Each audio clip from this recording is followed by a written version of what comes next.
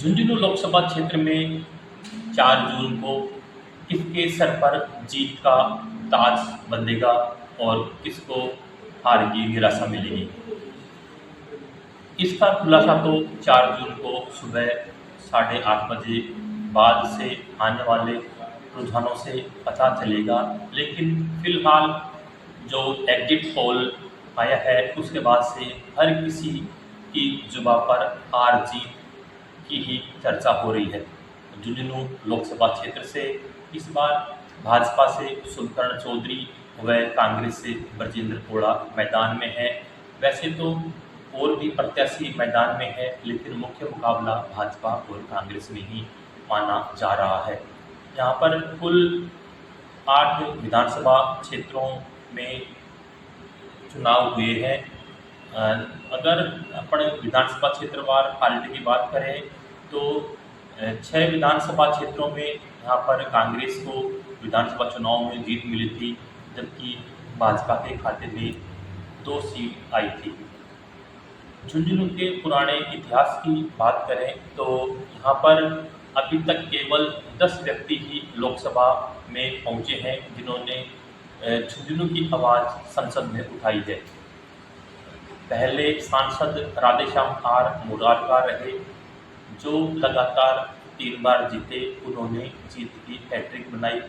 इसके अलावा मोहम्मद अयूब खान ऐसे सांसद रहे जो 2 बार झुंझुनू जिले का प्रतिनिधित्व किया। इसके अलावा सर्वाधिक 5 बार जीतने का रिकॉर्ड पूर्व केंद्रीय मंत्री शीशराम कोड़ा के नाम दर्ज है। वर्तमान चुनाव की बात करें तो बीजेपी से जो कांग्रेस प्रत्याशी है उनकी अगर अपन मजबूत पक्ष देखें तो बीजेपी का जो इस बार चुनाव एजेंडा रहा वो रहा, बीजेपी की एकजुटता रही, राम मंदिर का मुद्दा रहा और केंद्र सरकार की योजनाएं रही और मोदी का चेहरा रहा। वहीं हम कमज़ोर पक्ष की बात करें तो जो भाजपा प्रत्याशी सुलकर्ण चौधरी हैं, उनके जो पुराने विधानसभा क्षेत्र चुनाव के दौरान जो ऑडियो वीडियो आए वो वायरल हुए और इसको लेकर कुछ समाजों के अंदर विरोध भी हुआ। हालांकि इसका जो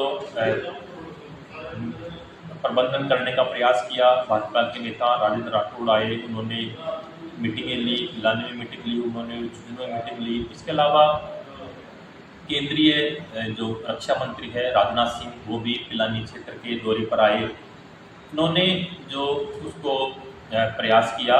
वहीं हम कांग्रेस प्रत्याशी की बात करें तो कांग्रेस के जो प्रत्याशी है ब्रजेंद्र कोड़ा, वो उनको सचिन पायलट गुट का माना जाता है। ये थोड़ा सा उनका जो कमज़ोर पक्ष मानने या जैसा भी है। वहीं मजबूत पक्ष की बात करें तो उनकी छवि जो अभी भी आम जन के जो मन में है वो एक साफ छवि का नेता माना जाता है उनको, और वो वर्तमान में झुंझुनू से लगातार 4थी बार विधायक है। सुलकर्ण चौधरी भी एक बार विधायक उत्तर पार्टी से विधायक का चुनाव जीत चुके, वहीं भूमि विकास बैंक के चेयरमैन भी रह चुके। हम अगर दोनों, एक रोचक बात और है कि दोनों प्रत्याशियों के रिश्तेदारों की बात करें तो झुंझुनू से जो कांग्रेस प्रत्याशी हैं ब्रजेंद्र कोड़ा, उनके पिता शीशराम कोड़ा झुंझुनू से रिकॉर्ड 5 बार सांसद रह चुके। वहीं एक रोचक तथ्य यह भी है कि कांग्रेस की बीजेपी के जो प्रत्याशी हैं सुलकर्ण चौधरी, उनकी जो समधन है संतोष अहलावत, वो भी संसद में पहुंच चुकी। ऐसे में दोनों ही प्रत्याशियों के रिश्तेदार लोकसभा में पहुंच चुके और संतोष अहलावत ने वर्ष 2014 में पहली बार झुंझुनू से भाजपा का कमल खिलाया था। उन्होंने वर्तमान में जो कांग्रेस प्रत्याशी हैं ब्रजेंद्र कोड़ा, उनकी पत्नी राजबाला है, उनको हराया था। और इस बार जो है ब्रजेंद्र कोड़ा और सुलकर्ण चौधरी मैदान में।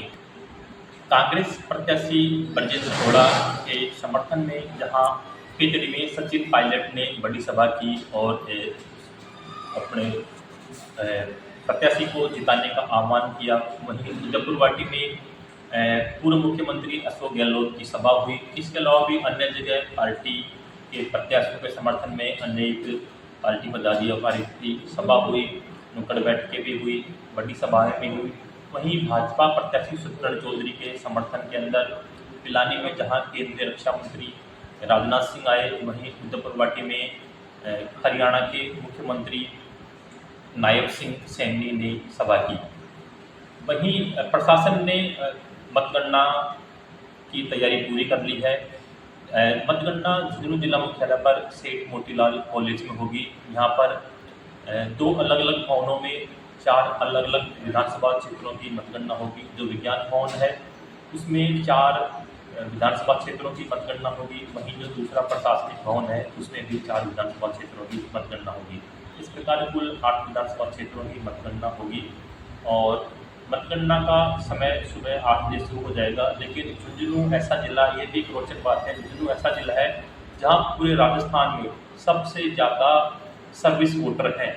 यहाँ पर सेना में अर्धसैनिक बलों के अंदर वोटर हैं, इसके अलावा जो दूसरे जिलों में कर्मचारी तैनात है उनके भी वोटर हैं।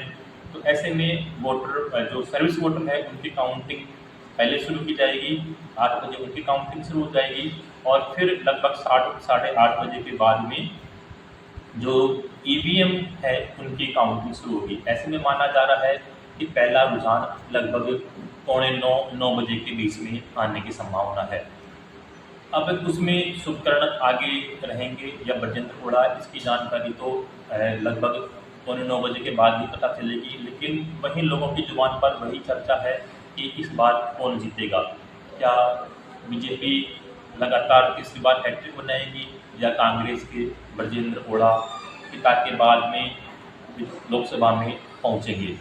अगर हम मुद्दों की बात करें तो कांग्रेस ने जहां किसानों का मुद्दा उठाया, समर्थन मूल्य का मुद्दा उठाया और जो सेना में जो अग्निवीर की भर्ती हुई है उसका मुद्दा प्रमुखता से उठाया, वहीं भारतीय जनता पार्टी ने यमुना नहर लाने का मुद्दा उठाया है।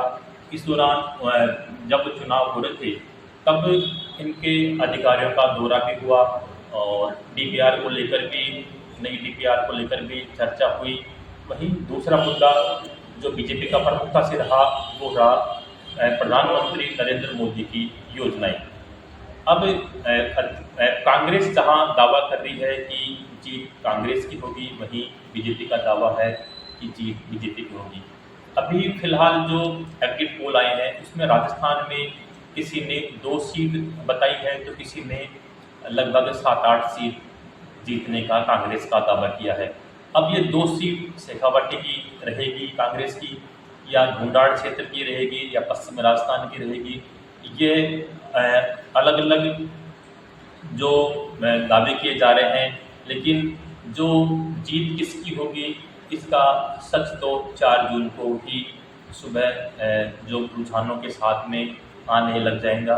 पत्रिका टीवी के लिए झुंझुनू से राजेश।